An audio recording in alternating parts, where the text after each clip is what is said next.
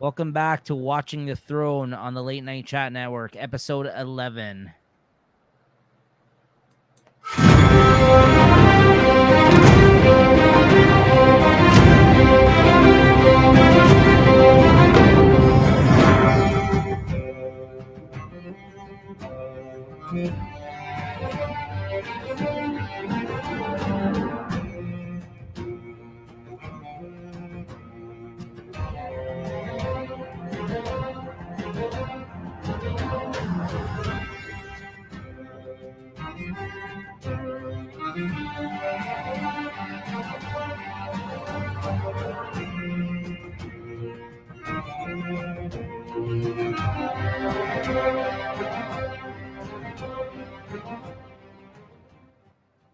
All right, welcome back, everybody. This is the Game of Thrones, basically show where we review episode by episode. JT watching for the first time, me rewatching for the first time, as we kind of chronicle the adventures of all these crazy characters in this show. And we just wrapped up season 1, and we're on to season 2 here this week. And with the North Remembers, which is Game of Thrones season 2, episode 1. And me and Jay were just talking a little bit right here before the start of this one here, and I tend to agree that this is a very, he called it boring. I'll say it's a very slow start. I'm trying to be a little civil about it, but yeah, it's we kind of were left with a lot of things up in the air and new directions for these characters, and I feel like this episode was a little bit more slower compared to the place we left off at, which a lot of shit basically had to happen as a result of that. Yeah, we just went through a roller coaster of shit through in the last episode. So now you know what? This is time like just for us to take back and sit back and relax and just remember. It's they're asking us just to remember, just to reflect, take it in, enjoy it, and hopefully it'll get better from here. Well, not only that, this is the calm before the storm in that sense, because like they did in the first season, you're introduced to a lot of new characters in this episode, right? I mean, Yeah. we're moving on already and getting introduced to and spending time with a lot of new people that we haven't even really been properly introduced yet to, so they kind of, again, throw you into the thick of things, but as well, but you also have a better understanding, I think, of at least, some of the relationships of these people after having watched the first season. Now you're not, I think, completely lost at this point, but I mean, And if you're not, you'll remember in the first scene what happened. yeah. This is season 2, episode 1, guys. If it's your first time seeing this show, please make sure you're subscribed, hit that like button, that thumbs up button. Make sure you're subscribed to Late Night Chat Network. We have all kinds of different shows here on the network, weekly live shows called Late Night Chat, hence Late Night Chat Network. Over 200 episodes in running. We have playlists set up for all of our individual shows that we do, where we have like a movie review show. We're doing this Game of Thrones one now, all kinds of different stuff. So definitely check out some of our other content here on the channel. If you're new to the channel, you're checking this out.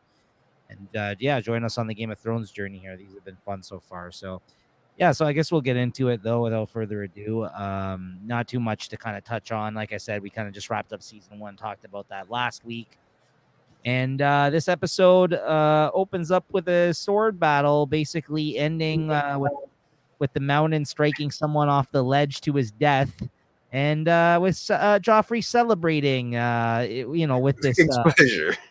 with this tournament, because it's his name day. So he then proceeds to almost kill a man by drowning him to death by forcing wine down his throat. Like seriously, what is wrong with this kid? I watched the little. He told you He's got a thing on IMBD for this beginning of this season, and I had watched it, and he had to talk. The poor kid. He looks so innocent, this Jack Gleason kid.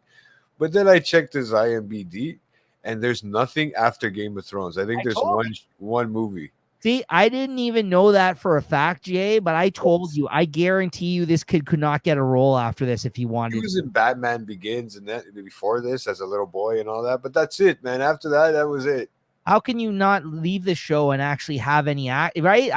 I'm telling you, I think it's because he was such a despicable character. People did not want to hire this kid. I'm like, right? I mean, maybe he just stopped acting. I don't know what happened. Maybe somebody killed him because he's a piece of shit on this show in real life. I don't know what happened to this guy, but isn't it funny? And I swear to you, Jay, I've never looked at that up. I just predicted when we had that conversation last episode that I'm like, I guarantee you this guy went on to do nothing, because like it's just like sometimes you see these guys that are so despicable, and I guess, you know, in the sense that's good on them, because they must have done some serviceable job at least in making you believe, or just or the fact that the writers just royally fucked this guy over by making him this horrible character. Because like I feel like a lot of the time when you see that happen to some actors, like you said, you either get typecasted or you just don't get roles, you know, or you're, like I said, you just fall off the face of the earth, right? I don't know, because I mean I've never seen him in anything since this. I was just predicting the fact that maybe he's never been in anything else, but you telling me that's pretty crazy. He's literally been in I believe it. 2 things I've never heard of. Right. Just after Game of Thrones series ended. That's it. 26 episodes of Game of Thrones, apparently. Yeah. And then he was in 2 episodes of something else and something other thing, Rebecca's boyfriend. What the fuck? Who the hell knows what that is? Yeah, I don't know what that is. Yeah. So poor kid, man. No, don't poor kid him. Who cares about this guy? Well, real life. I mean, if it ruined his real life, it kind of screws you up. Because I think it's one of those things where no matter where he would pop up after this show, people would be disgusted by his face. Like, I think I just like dye your hair or shave your balls. Guy who played Joffrey, right? Like, I don't even know his fucking name. I'm just like, that guy. Yeah. Anyways, yeah. So the guy, one of the guys, I guess that's up next in the tournament, walks up and he looks like he's a little tipsy, and Joffrey questions whether or not he's drunk, and he says, clearly lying, "Oh, I've only had 2 drinks today, sir." And in a way to, you know, as a way to punish him, he gets them, "Oh, well then maybe you should have another." And he's like, "Oh, thank you." Talk you about it. Yeah. But the fact that, like you said, just like he did in the last episode with the court jester, where he's like, oh, he's pretending like he's nice, and then he just turns on a dime and he's like, oh yeah, what a great song, to cut this man's tongue off. You know what I mean? So it's the same shit again. He just plays games with these fucking people because he's a mean-spirited piece of shit. And something up there wrong, yeah. Yeah, and he's a sociopath. Like he likes seeing people like fucking squirm, right? Like, so this guy, he's like, he's evil, bro. Like he's a control freak, and like yeah, man, it's just disgusting. It is. It really is. So like, you know, when this goes down, Sansa is kind of disgusted by what's happening, and so are the other people, to be honest, around him, like his mother's, and like people, like you could tell by the looks on their faces, they're not fond of what he's doing either. They're just like, well, he can't really say much because he's the fucking king. And you know, because they kind of got to play into that fact too. Even his mother at a certain point, which we'll get into a scene later on in this episode, right? Because I think she gets a little close to kind of getting a schmack or something as well herself in this episode, right? But he forces the wine down this guy's throat. Looks like they're gonna basically drown him to death because they fucking bring a whole barrel full of wine and they're forcing it down his throat with like a hose or something, not a hose, like some sort of a funnel of some sort. Yeah, right? A funnel. Yeah, like you're doing like a crazy funnel, like we were in high school again. Right, but it's all fucking wine. I mean, high school. Sorry, after high school. Yeah, and yeah, okay. And so they're forcing it down his throat, and Sansa basically yells out, "Well, no, you can't do that." And he's like, "Oh, why not?" And he like freaks out because, you know, why is she saying that he can't do this? And you know, of course, this guy's got a short fuse, right? He's a big whiny bitch. And she turns and she's like, "Oh, you can't do it. It's bad luck on your name day." Yeah. And again, and this is why I think that he has her back in a sense that we've seen now twice him intervene on some level. The Mountain actually claims that that's true. Whether or not that's actually true or if he fucking lied in this scene, they don't actually kind of tell you in this moment in time. But I like to believe that it was made up, and he just was just like, yeah, that's true. And he gets all pissy because the Mountain said, "Oh yeah, no, it's true. You're gonna be cursed for the whole entire year if you kill somebody on your name day." So maybe it's true. Who knows? But I like to think that he just came to her aid because he's just like, yeah, that's true. And he's like, fuck it, fine. And then again, playing into this fact that she's seeing eye to eye with him and giving in to him. That's the card that it looks like Sansa's playing now. She's like, yeah, you know what we should do? We should make him your, your jester, or, the town fool or whatever the fuck she says. Yeah, like the town fool. as punishment. Yeah. And he's like, yes, that's a great idea. And he's like, well, because of her, we're gonna do this. He's like, oh, thank you, sir. And but then she saved him as a result because like he thinks in his mind that this is fucking him. Well, I mean, it's not great, but I mean, it's saving his life, right? Yeah. So I thought that was kind of, you could see that she's sort of trying to manipulate the situation as a result of everything. She's in a shitty situation. She's trying to make the best of it. She's doing her exactly. Yeah, exactly. So, what do you think? Do you think the mountain was truthful when he said that, or no? I don't know. I mean, that's something that we'd have to. That I mean, there is name days for people. I get what that's all about, Yeah, right? I mean, Greeks especially celebrate name days. I have a name day.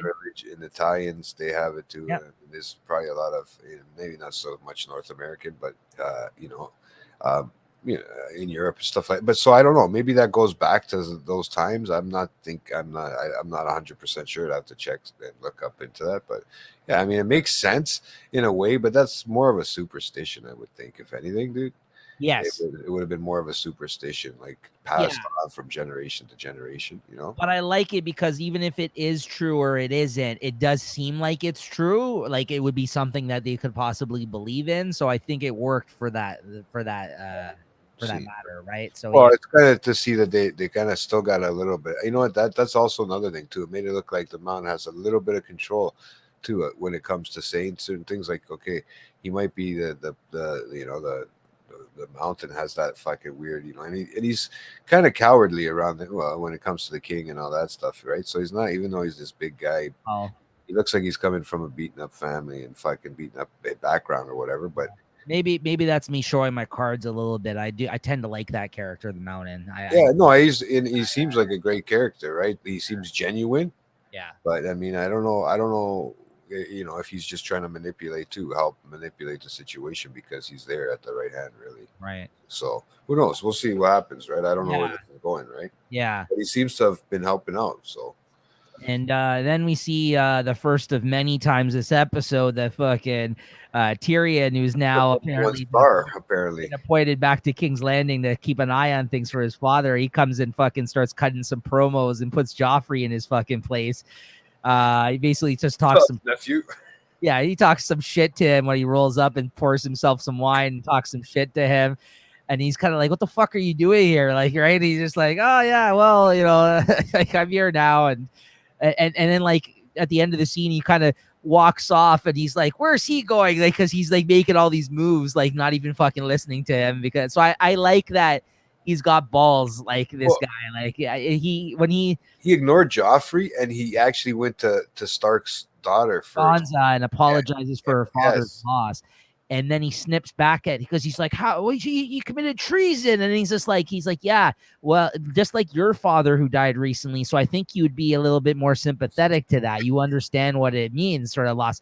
And that's when Sansa, they have a good exchange here. She's like, oh no, my father committed treason and whatever. I love Joffrey, blah, blah, blah. And she like looks down and like Tyrion's like, I know what you're doing. Tyrion's like, yes. And as you do love him, of course, or something like that. He's just, because you could tell he's like, yeah, I get this is a shitty situation. And I get he's a fucking shitbag. Like, he's just like, okay, yes. Tyrion doesn't care, he's king.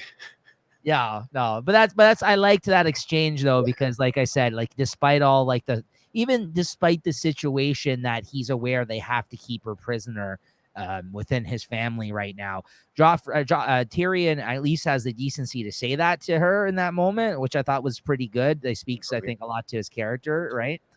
And I like that exchange though, because like again, his acting in these scenes is so good that without even needing those words, like you got that from the way he looked at her, like, yeah, I get it. You're just fucking playing. You're like playing into it right now. Like, oh yeah, I love Joffrey, blah, blah, blah. And he's like, yes, of course you do. Like, you know what I mean? Like he knows it's a shitty situation that like, and he's a piece of shit, right? Like Tyrion, of course, yeah, he'll be cocky about it too. Tyrion would be cocky about it too, about him being the king, because he also knows the whole truth, right? Like he knows what's going on there. Yeah, I just think it speaks volumes, like his mannerisms in that scene. Like you can tell. Oh yeah, that his acting is good. Even like the way he looks at her and like cuts away and like he's just like, oh yes, of course you love him. Like he's just so good. That he won. I came across this fact. I heard it on something the other day and reminded me. he was nominated every fucking season for this show. Every season this show was on the air, he was nominated. I think he won a shitload too. This guy that played. I could imagine. I mean, like now, if it went from Ned Stark in season one being the top cast, now to his picture being there as the top cast, right? Remember, like the top one of the season. Peter Dinklage was nominated as, I think, supporting every fucking season of this show. That's what I think I heard recently. I might be wrong on that and check my stats. Yeah, I don't think he won every season, but he was nominated every season. And he should have been. He's fantastic in this show. You know. No, he is. He's. You might spoil something if you look into his pictures too much, though. So be careful. Yeah. Well, you know what's weird, because you know how he was kind of lovey dovey with his what's her face in the last episode. The whore. I kind of seen a commercial or sort of a video the other day of him in this movie where he plays this guy who's being the romantic guy to another guy to get to Sergio. I don't know what the fuck it's called. He's the Spanish lover guy. I forgot how you pronounce his name. Yeah, he actually was a little person. I think or he wasn't, and they played him. Spelled Cyrano. Cyrano. Yeah, I forgot his fucking last name. Cyrano. What the fuck is his name? Sorry, it's just because it reminded me, because it's kind of like how he kind of romances the chicks in this, and then I seen this come out, and I'm like, oh, this is kind of weird. Yeah, how do you spell it? CY. I can't pronounce the last name, but de Bergerac or something like that. Yeah. I've heard of that character before. Yeah, that's who he's playing him in this new movie that he was in. Yeah. So yeah, no, it kind of, because of the way he's talking and sweet charming. I don't know if he was a little person, but I think there was a lot of talk about the casting choice of this at this time, and he's been very vocal about this kind of shit in Hollywood recently. Mm-hmm. I think he's been very outspoken. I think especially post his Game of Thrones fame on whether or not Hollywood is fair in terms of casting him, because of the fact that he's a little person. I think he really fights to play characters where I think this is a heavily nominated movie too. This one that came out. Right. I think it's one of those things where I mean, I've heard bits and pieces of it, I think, from him and clips I've seen online, and I may be wrong here, but I know he's been very vocal about the way Hollywood is towards little people, but I also think that he's been advocating for people not just to cast him as little people in his roles, which of course he's going to be coming off as a little person, but I think he wants to do roles where it's not like it's just about him being a little person. You know what I mean? Like he played this character, personality role. Exactly. I mean, he's a great actor, so I don't think it should be. You know what I mean? Like it's one of those things where you can't really dance around it. Like, I mean, you know what? Nowadays, the way you can work camera angles, you can make him look the same size as everything else, bro. I don't even think he was looking for that. I may be wrong. I don't think it's that. I think it's more like, I think he doesn't want the material just to be about the fact that he's a little person, or to treat it as such. Like, so I think he just wants it to him to play like normal roles. I think, which I think, you know, I get that. If that is what he's kind of been advocating for, I mean, it makes sense. The guy's a great actor. I don't, I've seen him in a lot of great things following this movie. Actually, a couple of good movies I forgot the name of right now that he was in. He played great parts. So I mean, following this, Peter Dinklage. Yeah, I know. Three Billboards, that I think, or that movie he was in. He was really good in that one. That was a really good one. But yeah, I'll have to check some other stuff. But yeah, he's a great actor. I know him. So there's that scene, and then when he storms off, he fucking, you know, storms off with his men that he brought away from Joffrey, and he goes, yeah, exactly. He bombards the small council meeting that they're having, essentially, which is, you know, the meetings that they meet with all like the king's closest advisors and stuff like that, where they plan this shit. And of course, this is where all the lords hold court, like the conniving ones like Varys and Baelish are there, and try to steer the king in the right direction. Of course, Cersei is the one holding court there because she's the only one that knows how to do this shit. Of course, Joffrey is just there as in place. To sit in the chair. Exactly. And she's sitting in the boardroom with their royal advisors when Tyrion walks in. Speaking of all the adventures that he encountered throughout his days that we've just basically saw within the first season, right?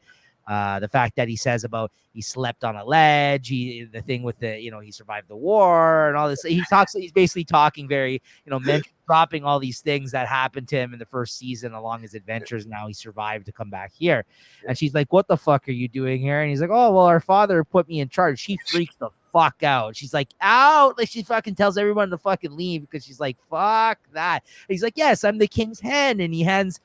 Or whatever. No, he hands him the paperwork, and that Harris reads it like, "Oh, you're the hand of the king now," and he's like, "Yeah," and because of that, I'll be taking over. And she's like, she just fucking flips, and then he proceeds to talk shit to her when everyone leaves about all the bad decisions she's made in light of everything. He knows what's going on. He's basically saying. And how disappointed he says that her father is in her. Like he just fucking goes in on her. Like I love this scene because I'm like, good. I'm like, this guy, because obviously he's been kicked around a lot, right? So he wasn't taking any shit from them in this scene. He's just like, no, I've been appointed here. I'm the man in charge. Get the fuck out of here, right? Like he's just like, yeah, enough of your. Move on. Well, he says there, you cut off the fucking man's head, and he's like, and now we have, he's like, we had 3 people for trading, and now we only have 2. No, one, yeah. no. No, well, he says 2, and she's like, yeah, about that. Arya has escaped. I have no idea where she is. He's like, are you serious? You don't know where she is. He's like, now we only have 1 person to trade with for Jamie. Like, he's like, what the fuck? Yeah, he's just like, you royally have been doing a fucked up, shitty job here. So. A great scene. Great scene, right? I mean, that was good. That was probably my favorite. He walked in and showed his balls, man. He just went in there and said, you know what? Even Joffrey didn't know what the fuck was going on. He's supposed to be the king. He's like, oh, what am I supposed to say? I can't tell him off. Yeah. He knows. I think he knows deep down, too, that's his uncle. Well, he just says, now you've put them at odds with the North. As a result of everything that Joffrey's done. You're letting him run wild. They find out Arya's run away. It's like you're chopping heads off. You're leaving only 1 Stark to trade. Like, what's going on here, right? So he just kind of breaks that all down. So just screwed it all for us. Yeah. So then we cut over to Bran is hearing the pleas as the current Lord of Winterfell in this scene. So he's weird. Eh? He's listening now to the pleas of the people that live in Winterfell. He's sitting on their throne or whatever, and because of course there has to be a Stark in Winterfell. They've mentioned this before, and now he has advisors helping him essentially be the king. So we got all these fucking children kings just running all over the place, right? He's even younger than Joffrey, so I mean this is crazy right now. But he's not running around, so take that back. Sitting around. I'm sorry. Yeah. Oh, there you go. But yeah, so. Sorry, I just caught that. I was like, good. No, you had to throw that one out there.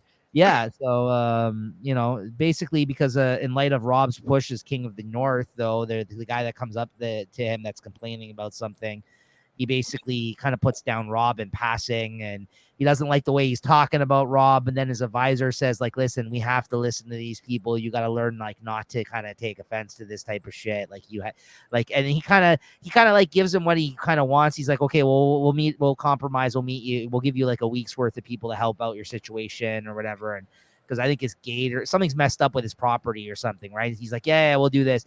And then he's like, oh, I didn't like the way he was talking about my brother Rob. And he's like, yeah, I get it, sir, but you're gonna have to continue to listen. Like Brian, he's trying to teach him, right? He's like, you're gonna have the politics behind it. Exactly. So he's trying to say that. He's like, did we want to be here all day listening to this fucking guy like whine about this shit? He's like, no, we got to move things along. And then after he says that, a next guy walks up and he's praising his brother and everything else. So I think, again, he's just seeing the other side of it now, right? Being that side of things, right? Like he has to deal with that kind of shit. So, yeah, go ahead. That threw me off too, because for a second it was like, why is he the Lord now? Like, what the fuck are they talking to him? Yeah, for? they kind of just throw that out there, right? They don't really explain that at the end of the first season, right? Then I kind of figured that it was because he's the only one left there, right? Yeah. So yeah, And then they cut to him again having another dream. This time, he's seeing it through the eyes of his direwolf, and then when he wakes up, he gets Hodor to bring him to this place in the woods, essentially that he saw him looking into, like the water or whatever, in the reflection. And then he says that he doesn't dream when it's mentioned about him having these dreams because the woman that they took prisoner, that's now helping him out, that's like with him. I call her the Jungle Woman. Yeah, I forgot her fucking name, but yeah, she looks very wild. Yeah. I keep it fair, you know. She came from out somewhere wild, so Yeah, he says in the scene that it wasn't a dream. Like he basically, it's like he's seeing visions, essentially his visions. color in the sky, man. Well, then the woman says that I think whatever he saw, the reflection, the thing in the sky, he talks about dragons, and she's like, dragons are dead. He's like, they're all dead, right? Or Bran says they're all dead because the woman says that what you're speaking of is possibly dragons. Yeah. And she's also the one that believes a lot of this shit that's been going on. She's been talking in riddles like since the last season, right? About shit like that, right? And he's like, no, dragons have been dead for centuries, or whatever the fuck he says, right? Like some shit like that. So, and then we know as the viewers, though, that's not the case anymore, right? Now, yeah. So from here we cut over to Daenerys. Now we're catching up. I thought it might have been a comment or something too, but I'm thinking pink. That was a weird color too, right? And it threw me right off, right? So it was kind of cool. It was kind of an interesting thing. Yeah, and so then it'd be interesting to see how that plays out, right? Yeah. They're really taking their time, and I think as they do, I think with Bran's storyline moving forward, I think you're going to see that. That's one of the one that's I think takes a while to develop. Because like you said, he's a cripple. He's in Winterfell, so like he's kind of forgotten about at this point in time, right? He's kind of just doing his thing over there, but he has some people, I guess, behind him. Yeah. And then we cut over to Daenerys, who's with her travels. She continues with the liberated villagers towards King's Landing and seeking out the throne. And she's sitting there pondering to herself, like she's trying to figure out what dragons eat. She's trying to feed it things and it's not eating, and she's trying to figure that out. And it's mentioned about her brother. Maybe did he ever say anything? One of their people says, and he's like, no, he didn't know anything. He didn't know nothing of dragons. He was an idiot, essentially, right? And the horse collapsed in the heat. Yeah, which was the heat. The Khal Drogo. Well, I mean, they've been walking through the desert, man, for a long fucking time. I'm wondering that too. Yeah, like I don't see them drinking any water, to be honest with you. Yeah. So I'm wondering if that's what it was. If the horse just died of exhaustion. And now all these people are basically like, just like they're just believers of whatever they believe now, and with the miracle that they witness, and they're kind of just following her like she's fucking Jesus Christ or something. Well, she survived the fucking fire, bro. That's what I mean. Like, great. That's what I mean. So I think that's now you're seeing just these people, but now, they're starting to struggle. Like, this is not an easy journey, right? These is just not Dothraki people now. These are just a bunch of randoms that she's taking. A lot of wild out people. Yeah, she's taken under her wing, right? So that she's gonna have a hard time, right? So learn how to lead. Exactly. That's why I feel like she's got to build that sort of backbone. But I mean, dude, she went through a fire. How did she? I'm still shocked about that she was able to come out without it. Like that's a kind of cool thing. And I know that's the mystical part of Game of Thrones, and it's the part of Game of Thrones that keeps it what it is, right? Like wolves and dragons and stuff like that, right? And I understand that, but still, dude. I mean, she was in a fire. If you were somebody back in those times, you would have thought she was fucking Jesus Christ. Yeah. You know what I mean? Like. But I think it speaks to also, I think what the show does so well, as I mentioned this before to you on this show, is that they really ride that fine line of like you thinking for a moment, like, yeah, okay, I can see magic existing in this time, because like they don't hit you over the head with it so much that you're like everyone knows about magic and everyone knows about dragons, or like every scene is about that. Like it's really rarely kind of brought up. It will happen more and more as the show goes on. I know we've already seen like undead people in the first season, and we've seen dragons now, and there's been people have alluded to the fact that there's magic even in this episode, which we'll get into here. Again, there's another sorcerer woman that's referenced in here, but even so, like it's not something I think that they see in everyday life, all the characters, right? Like there's a lot of interesting people that are out there that they come across on this show, but it's not something and not everyone believes in it. Like somebody like Tyrion doesn't believe in any of this shit. Like he said that in the first season. He's like a fucking whitewash. He's like all this shit. He's like, no, this ain't true. And then all of them are like, dragons don't exist anymore. And here we go. We got a fucking dragon again, right? So like, I was hoping they were gonna feed the horse to the dragon, but it never happened, bro. I was really thinking that's why she was pulling them out from the top of that little carrying thing. yeah. I was so hoping for that. Now we're back at the night watch. Yeah. So then they encounter somebody who basically they go to visit somebody now that they're on their travels there, and he marries his daughters. There's some dude that Is that fucking the guy? marries all his fucking daughter. Seaworth. Huh? Is that who it was? Was that who it was? Seaworth. Like I'm trying to figure out who it was, like the actual character, because that was like a different lord that they're going to go talk to, right? Yeah, that's right. I don't know if I got his name down, but yeah, it's another lord that they run into. No, I'm trying to see. I'm gonna see if this picture if it brings it up here. No, there's only one picture. No, that's the guy around the fire. No, it's not him. I don't. But yeah, we're introduced to another lord who, like I said, he goes and marries all his daughters, and the Night Watcher there, and then wildlings are mentioned that they might encounter wildlings, which is like they've been referenced before as the other people that live beyond the walls. So we're kind of getting their name dropped into the conversation once again here, and then there's a scene where John's Lord Commander gets in his face about following orders, and basically about, again, he's really just trying to give him a hard time because he feels like he's undisciplined at times, and he kind of tries to think outside of what the plan is essentially for them all the time. And he doesn't really find it. He doesn't seem like he's very impressed with the situation of this guy with all these young women that he fucking marries, like his daughters. He's banging his daughters, bro. It's like. And then they question the fact. They're like, well, what happens to the boys? What happens to the boys then? Like he's like, these guys just having all these kids.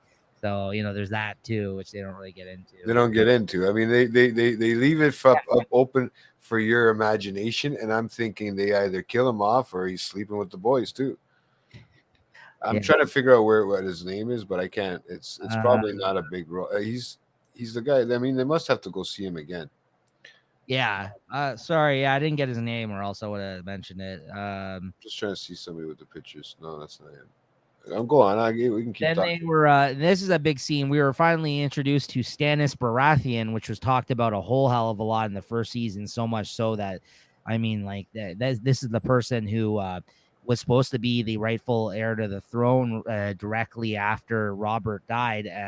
If what's his name had his way, at least at that point in time, which would have been Ned, who had sent him that letter and everything else, right? So now we see that now we're getting another side to this situation now. So right now we have Robb, who wants to be rightful king of the North, essentially. Not to heir to the King's Landing, like the throne of all the realms. He want to be on their own. They're fighting for the rights to do that in this war. Yeah. Lannister and are basically running King's Landing and the throne currently. We have Daenerys Targaryen, who is on her way to go to war with King's Landing as well. She believes the Targaryens should be the rightful heirs to the throne. And now you got the Baratheons.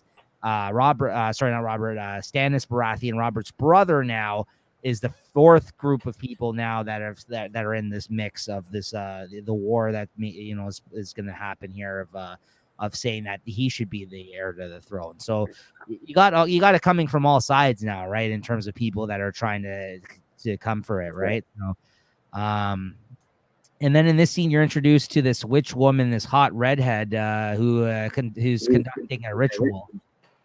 And and then you also get introduced to his right hand man, essentially, like his guy that's his advisor, essentially, hit the hand to him being the king there. He's somebody who's on the sidelines who's discussing whether or not he trusts this whole situation with the sorceress woman and stuff. And I don't have his name here either, but I'm sure it's going to be mentioned afterwards. But he's another great character on this show, so pay attention to him. He's a really good one. And Stannis basically then during this ritual unsheaths his sword of light, the sword Lightbringer from the flames, essentially. Like he pulls this fucking sword out of the flames, and they're doing some sort of ritualistic shit here in this scene, right? Her and this sorcerer woman. And then That's the redhead chick, right? yes. Was the sorcerer woman. Yeah. And then one of Stannis's men, as he's talking to him, Deimos, I think is his name, the advisor, the right hand to the king. He says he's telling him he believes that they're being led into war, and what does he think of this, and saying that he'll listen to you and all this kind of shit, right? And Stannis in this scene sends out a letter for all the other people to fall in line from the other realms with him if they consider him the true king, and he lets the truth be known that Ned had basically delivered to him previous to his death about the fact that what's going on with the fact that Jaime and Cersei, that's their kid, and all this other fucked up shit, right, about the true heir to the throne. And so he sends out a message. He sends this message out to other people to get them to fall in line to him. So again, we have really a lot of people directly opposing. I mean, right now it's Stannis versus the Lannisters, but then also on the sidelines you got Daenerys coming, and you got Rob who they want nothing to do with them. They just want to be king of the North and be left alone, right? So yeah, Rob just wants his own shit, man. Just leave him alone. Yeah, he's got to fight some wars to do it. Well, Stannis in the scene, he also mentions the fact he doesn't want to side with the North. He's basically like, fuck them. Like they should basically fall in line as well. And he's afraid that they'll come and take which is rightfully theirs. So he kind of also doesn't agree with what they got going on either, right? So then you see the one man again who's kind of not trusting. He doesn't want to go to war, and he doesn't like what's going on with his sorcerer woman, sorceress. He tries to poison her. This is the best. I was like, how oh yeah, go on. And she goes to drink this goblet that he handed her, and then he goes to drink, and then he fucking blood starts coming out of his fucking mouth, and I guess because she's got magic, she fucking switched it on him. It made him fucking be the one who got poisoned as a result of her drinking it. Yeah, I don't even know if he drank it, actually. I think he just blood started pouring out of his mouth after she drank it. So like she flipped it on him somehow with some voodoo shit or something. I don't know. Like she cursed. I don't know. I thought she was able to drink it. I thought they both drank it, and hers is just the one that, because it made it look like they were going to poison her, and then she figured it out. And no, I think they tried to poison her and it backfired. I don't think she got the wrong goblet. I think she fucking did some like voodoo. Oh, they shared the goblet. It was the same goblet they drank out of. Oh, okay. Yeah. Why would he drink out of it then? I don't understand. I don't know if that's what happened. I think she drank it and he got poisoned somehow, and that it backfired. I can't remember the exact. I know. I just seen the red coming out of his eyes and fucking all that out of his mouth, his eyes, everywhere.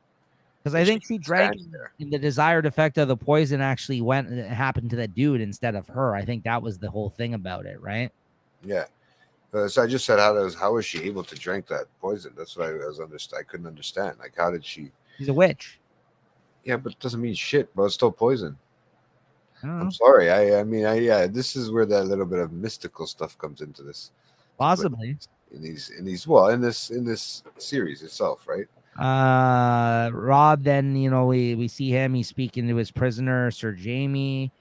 He tells him that he's gotten word from Stannis and Joffrey being his son, and that he's the one who pushed Bronn out of the window, and he's aware of it, and he scares him with his direwolf and threatens his life. And it doesn't look good for him right now, essentially. So it doesn't look good for him at all. I don't know where this one's going. I'd like to see where the story goes, but they don't touch on it a lot. They just touch on it quick there. Yeah.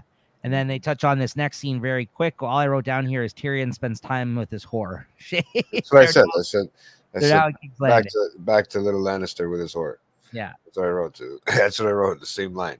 Then we get a great scene of Cersei asking Lord Baelish for a favor in locating Arya because she's she's escaped, right?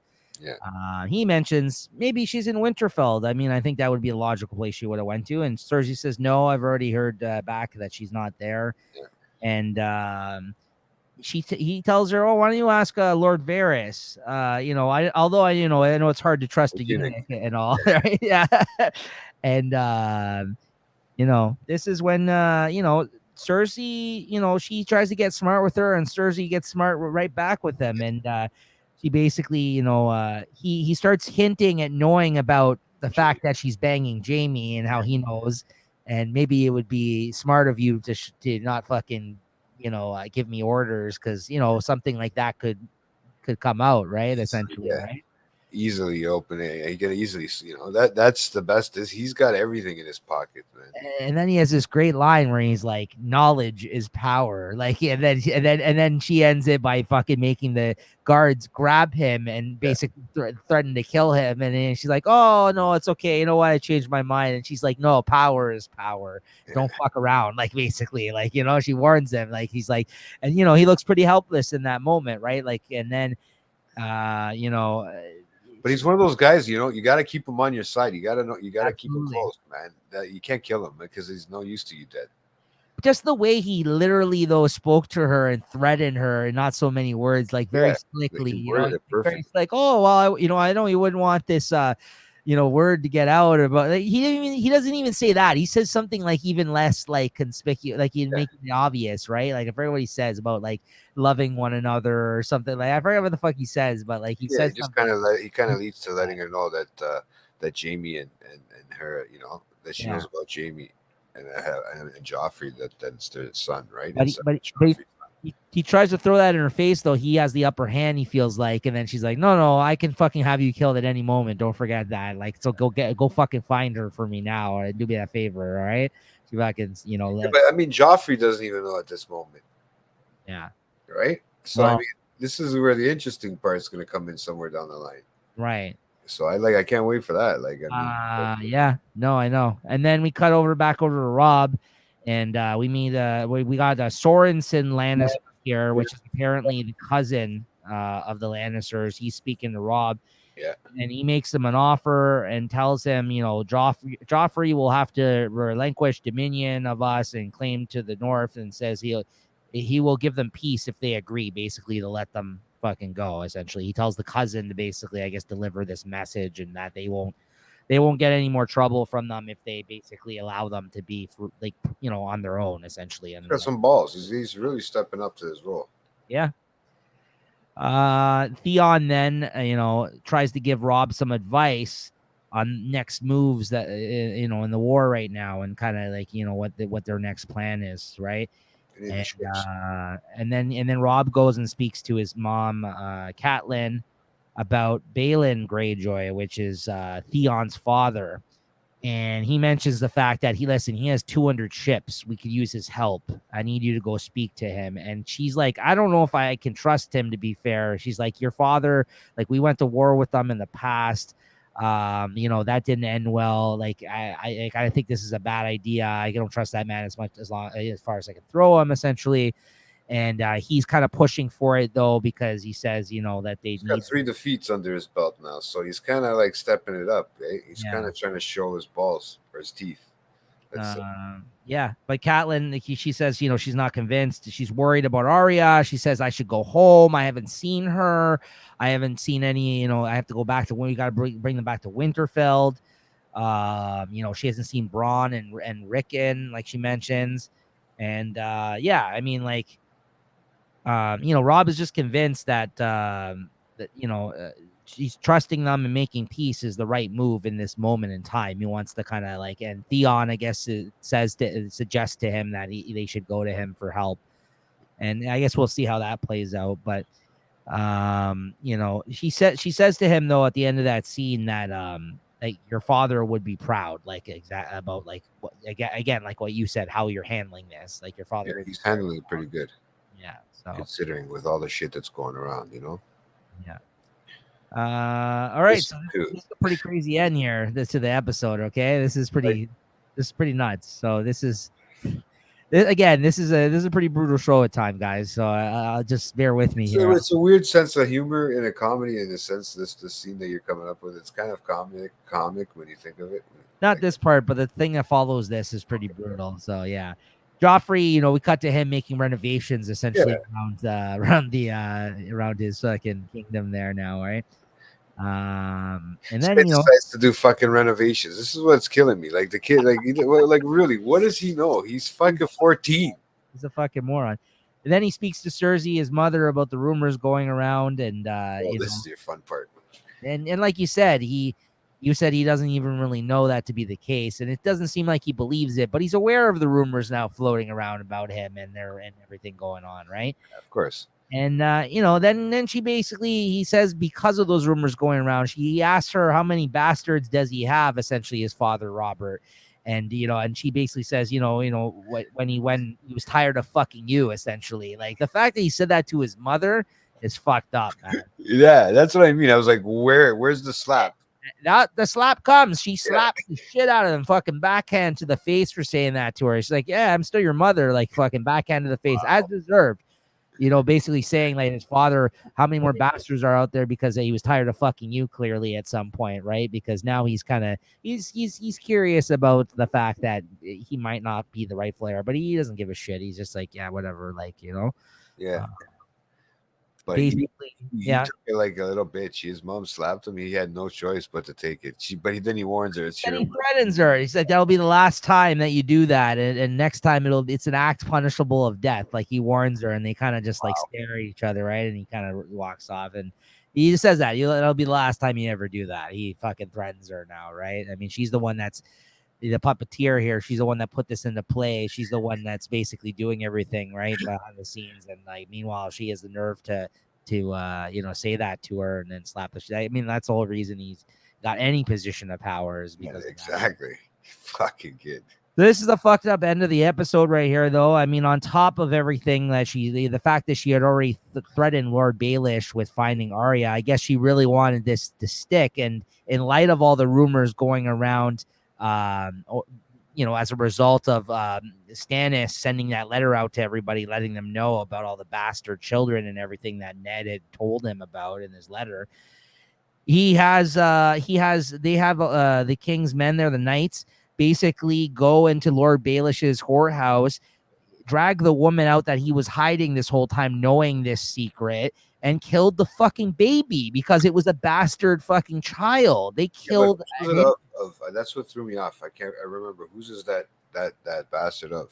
That's Robert's bastard, and he was Robert. In the first season, there was that moment where Lord Baelish looked like he was helping Ned, and he took him to the whorehouse, and he revealed the fact that he said, this is one of his bastards that I know about because it's a bastard child that one of his whores was impregnated with, basically. She gave birth. He fucked this whore, and she gave birth, and it's one of the women that works in his whorehouse.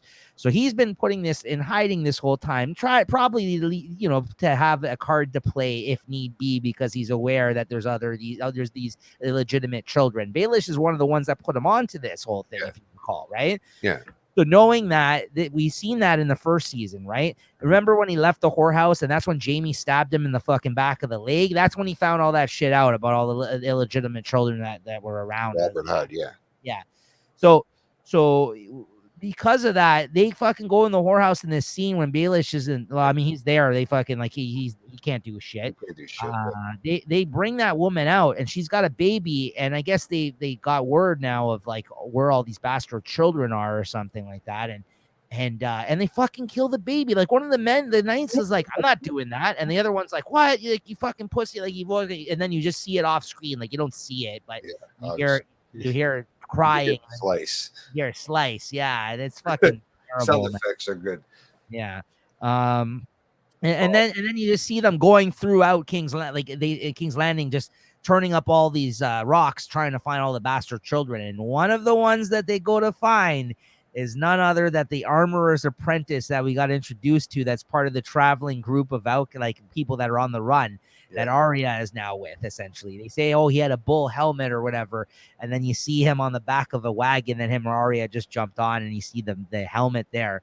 And that is the armorer's apprentice that basically is also on the run now, probably because of this fact that he is one of the bastard children of Robert Baratheon, right? And now, because we had seen him in the first season. That's right. Yeah, I remember talking to him. Last episode, he's the one that helped Arya with the bully. Oh, so but we had seen him prior to that. See, that's where I did see him prior to that. Yes, that's when Ned was doing his.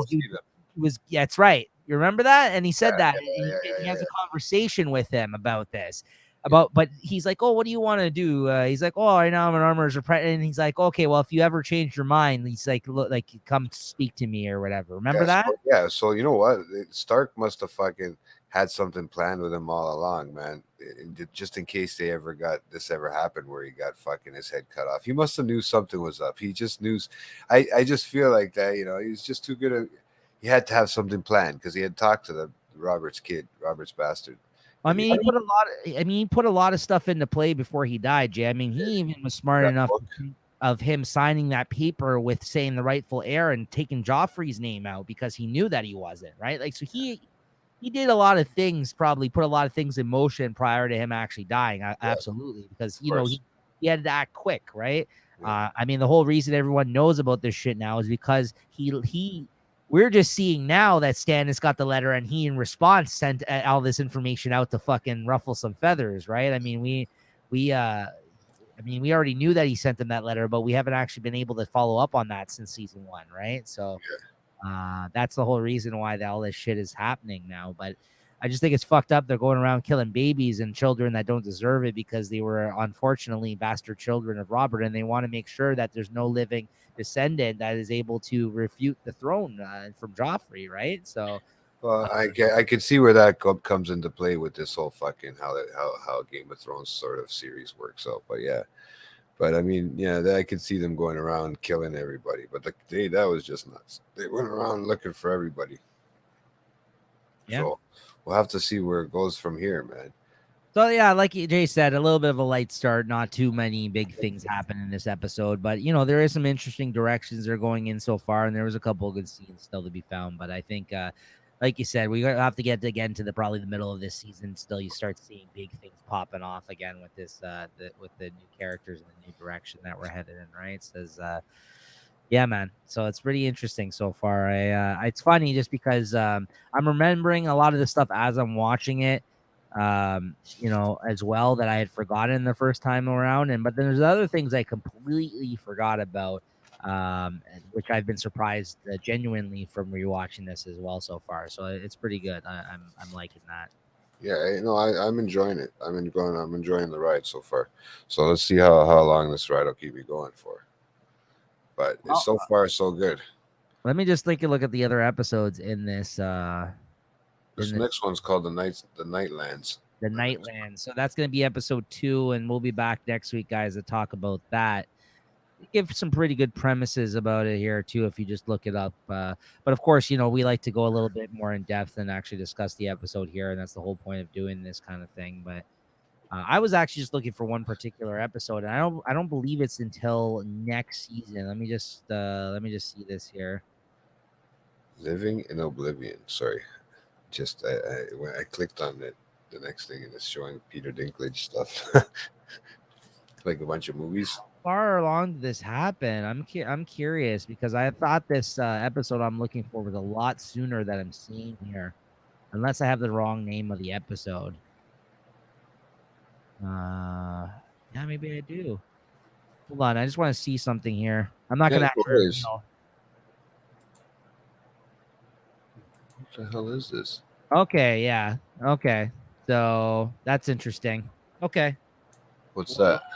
Nothing. I was looking to see if episodes that we actually will be having a guest on for is going to be on this season or not. That has already been confirmed, but it's not this season. It's next season.